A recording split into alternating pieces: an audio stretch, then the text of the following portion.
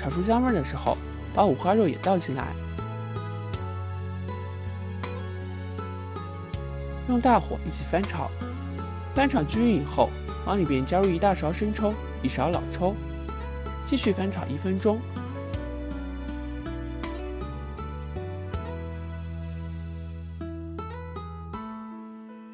炒至五花肉变色的时候，往里边倒上适量的清水，水能没过五花肉就差不多了。盖上盖子，转为中小火，慢炖1个小时。如果大家用高压锅的话，大概30分钟就可以啦。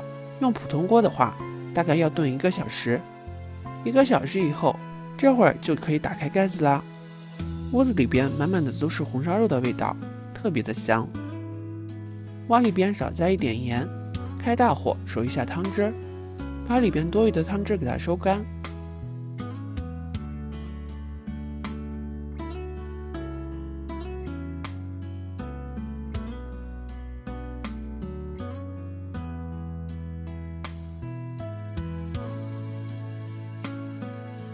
收干以后就可以装盘啦。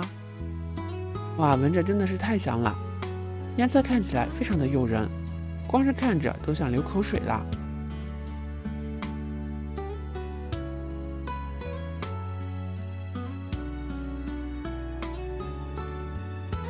装盘以后撒上一点葱花，点缀一下，一盘非常好吃的红烧肉就做好啦。大家来看一下，是不是特别有食欲？比饭店买的看起来还要好吃。红烧肉这样做真的是非常香，软软糯糯的，口感非常好，而且吃起来肥而不腻，入口即化，不腥也不柴，老人和小孩都特别喜欢吃。过年的时候做上一大盘，肯定深受大家的喜欢，而且做法也是特别的简单，看一遍就能学会。如果你也喜欢的话，就收藏起来试试吧。好了，今天的视频就到这里啦。如果你喜欢的话，记得点赞、关注、留言、转发哦。点击我的头像可以观看更多的美食视频。